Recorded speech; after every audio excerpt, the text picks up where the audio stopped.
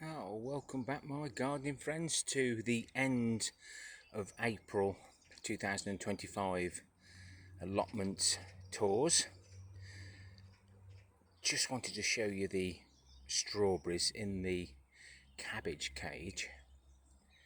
They're my giant cabbages. Very little weeds where I hadn't disturbed the ground, but where we moved them, weeds are everywhere. So it does prove a point. Disturbing our soil will bring weed seeds to the surface. So, lesson learned.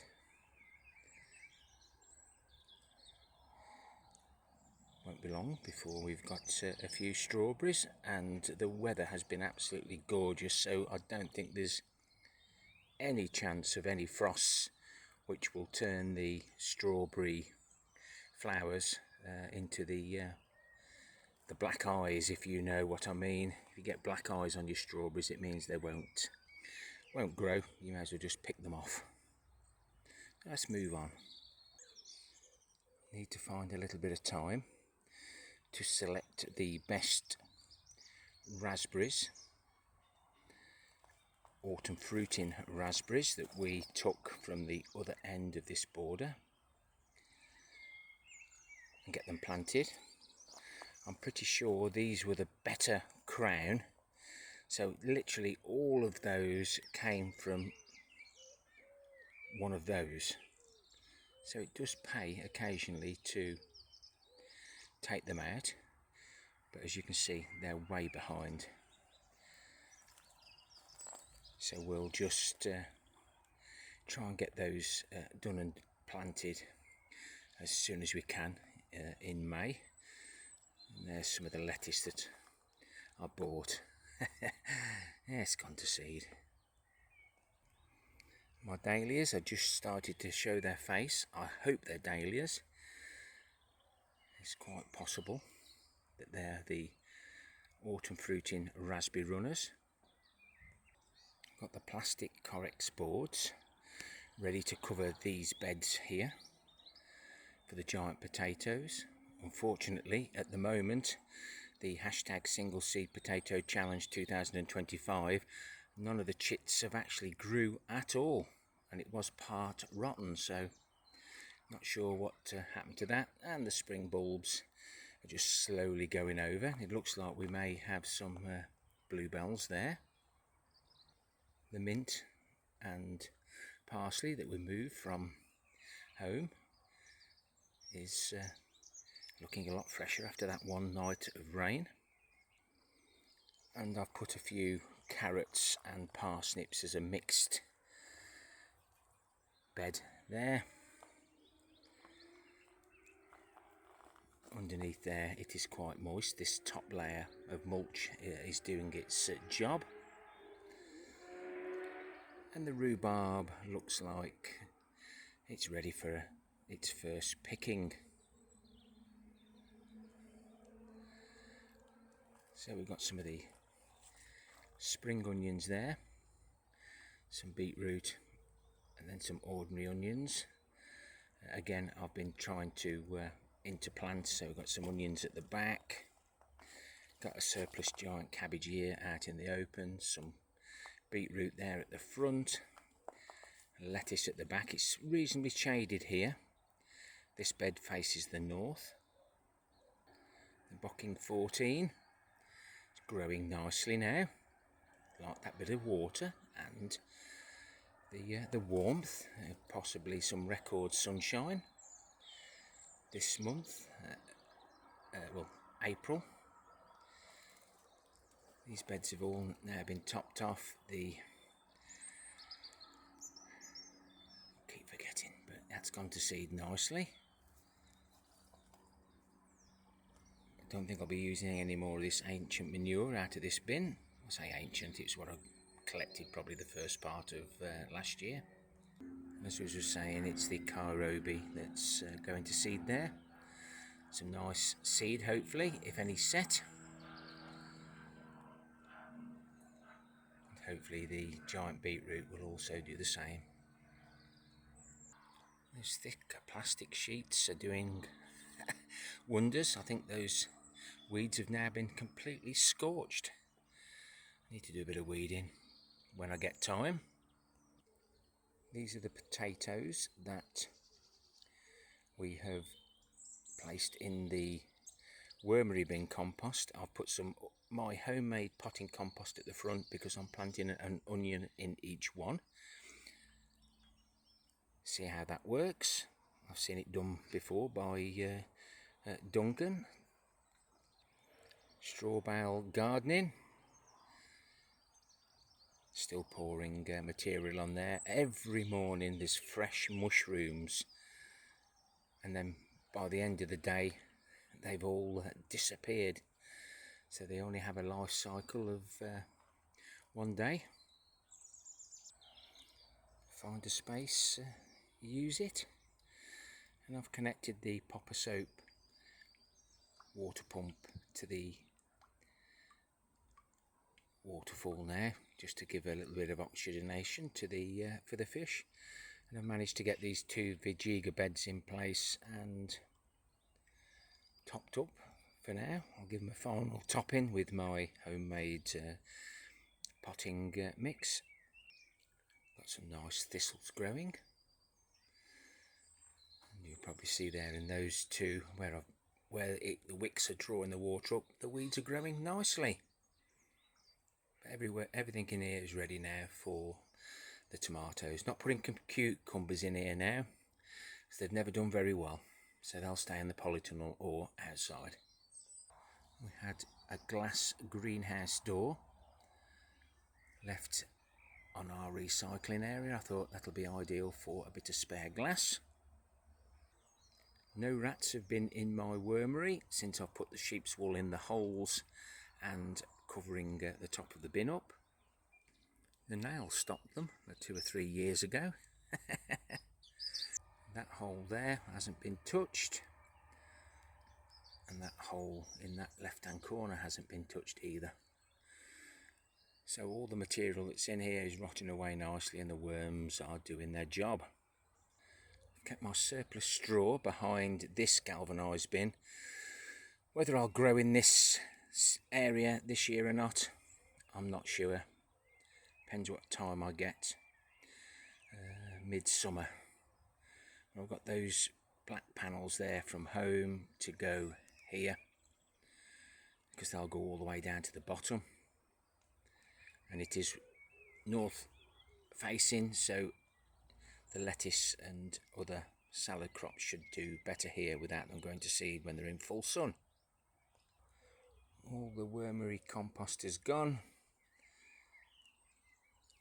and that's all that's left of the soil. I've been covering the soil up to stop the rain making it too wet. Now I've covered it up to stop it drying out. This is the comfrey that spreads via the seeds or the roots, and the flowers are on there. The pollinators absolutely love it.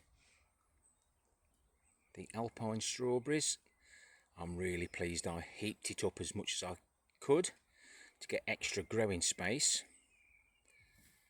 and that's going to be so much easier to harvest the small fruits, which are absolutely delicious. The leaves we collected in autumn 2024 have sunk down nicely now, so I should be able to get a batten across the back there, some strips of wood across, so that I can put all my cardboard in there, because they're teetering on top of what's left in the leaf mould. Got materials everywhere, but better to have them than not have them at all. The wildflower wildlife area is looking quite nice. This messy area wasn't so messy when it was covering this bed up, but the winds destroyed it, and I'm hopefully going to collect the 2 free bags of sheep's wool this week. So remember, if you're local to me, North Warwickshire, I can put you in touch with the lady who will have some for sale later on in the year. Not sure of the price at the moment, but I got 10 fleeces in a 1 ton bag, so, and that was £20. The new white currants in the fruit cage. We put all the fruit in here that the birds love, which are black currants, red currants, white currants, gooseberries, and summer fruiting raspberries. They're not so keen on autumn fruiting. It's possibly because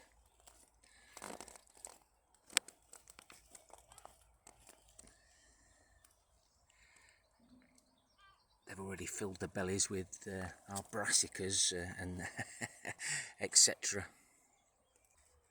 The red currants look extra special this year. Time will tell. There's 2 more of the white currants. And the new summer fruiting that we took from a root cutting. And there's another one that I planted previously. I thought I'd lost it or weeded it out. You can see in here that deep mulch has helped now. Those weeds will come out really nice and easily. There's all the new shoots there coming. On the left, there's the brown that grew last year. So the green ones are the ones that are growing this year. So at the end of the season, we'll be taking those brown ones out. I think there might be too many Jerusalem artichokes in there. I can see this square foot gardening bed exploding. Broad beans are looking nice. I'm taking it, the ones on the left are the claret sprouting. Claret sprouting, what am I talking about? The claret ones. I'm taking pickings of the asparagus now, every day. Struggling to eat it, but it does store well in a sealed container in the fridge. So even though we only are allowed to pick it for 6 weeks, I'll probably get about 10 weeks out of it. Most of the brassicas now have been planted. I used all my old seed and I've planted nearly every cabbage that actually grew, and there was lots of them. The old carrot bed's been topped up with the wormery compost, and now we're just working away along with the remaining brassicas as and when I get time. Working all weekend and 12-hour shifts during the week, not having much time at the moment. And nearly all the cuttings, other than the white currants, the red currants there, black currants, some gooseberries, are doing really well, and we'll probably get a few off those, and then we can dig out some of the 8-9 year old fruit bushes out that fruit cage and replace them with a younger model. So I open these beds up, I put a skimming and go of compost over the top. We let the weeds grow, we pull those weeds out. Hopefully we shouldn't get any more weeds during the season, as long as we don't disturb the soil too much. A few weeds in some of them there isn't. So we must be doing something right. I'll say, wow, wow, wow.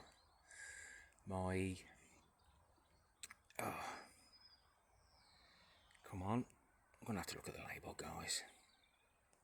Silver skin onions. I normally grow them from seed, but I had some spare that I didn't pickle. Going from the big size right down to the small size. Some haven't split, some have split into 2, and the bigger ones have split into 5 to 8. So depending on how many I get, I think that's the best way forward in me doing my pickled onions with the silver skins. Walking onions, these are the babies. They're looking mighty healthy too, and some are already getting the heads on. They eventually drop down, touch the ground, and that's how they move. They're walking onions. Golden gourmet shallots. We left 2 in the ground.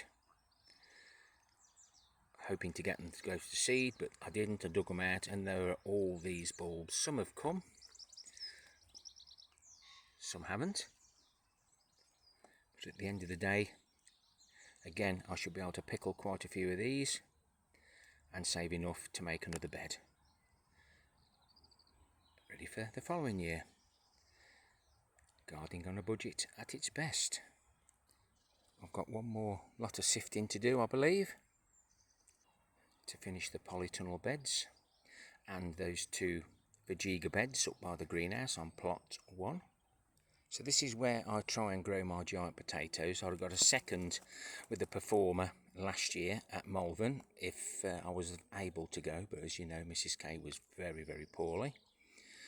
This has been prepared, and I am going to use some fertiliser that I bought. Oh dear, that made me bad. Oh dear, it's made the screen bad as well. Oh dear, it's that white.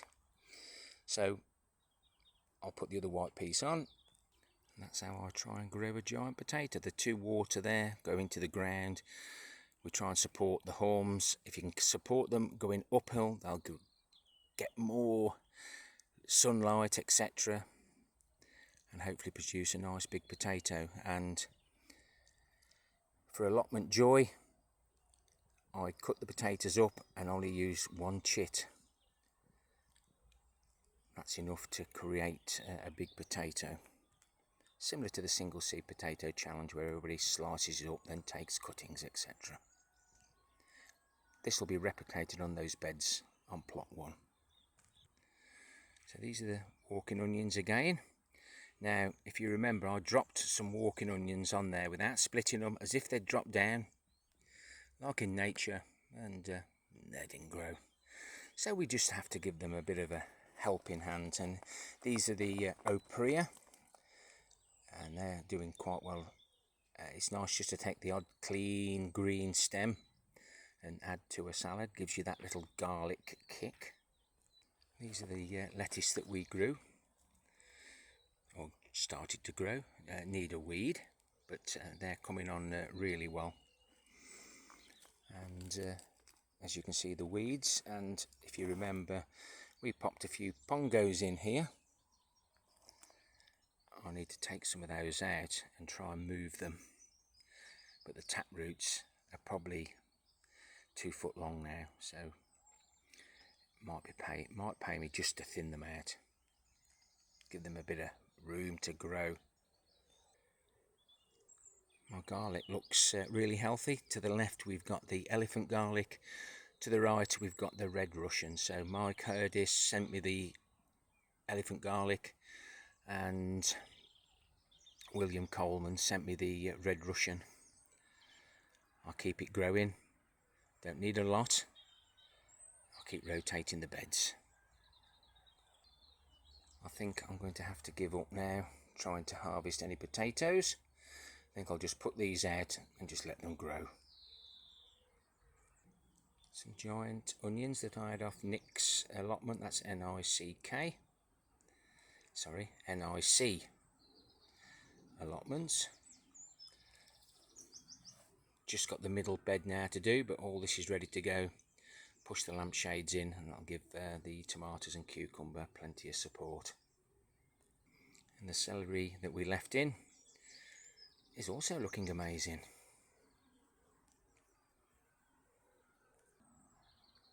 And the long roots are doing okay. I know last year, if you remember, we were having trouble with the rats with the sweet corn. I'm going to put lots of sheep's wool at the bottom this year to see if that stops them. Seems to have worked in the compost bin. Lots of little rogue potatoes in here. See if we can find one. Nature always finds a way. I have grown successfully a nice crop of potatoes from a little seed like that.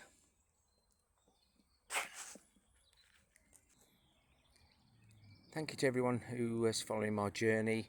The garden makeover was at the after the Fitville shoes. I'll pop that in the end screen if you want to see the garden makeover, if you didn't want to see the shoes. Thank you for those lovely comments about our garden at home. please leave me a comment, and why not consider subscribing. I'm not going to be doing a great deal this year, but what I do hopefully will grow well. My massive surfacing doesn't end till beginning of June. Then I start on the bathroom. Deary, deary me. Happy gardening to you all. Till next time, my friends. Ta-ra for now.